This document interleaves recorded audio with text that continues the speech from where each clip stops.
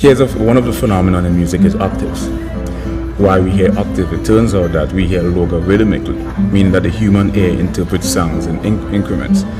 So when you hear A chord, primarily is 440 hertz. That is the number of waves that occurs per cycle. Hertz was actually named after a person. When you double the frequencies, 440 hertz, you get 880. So you have a higher frequency, right? But it's the same sound. It constitutes an octave. To understand this in music, you have to study physics, right? Now, physics and music are mutually exclusive. You have to take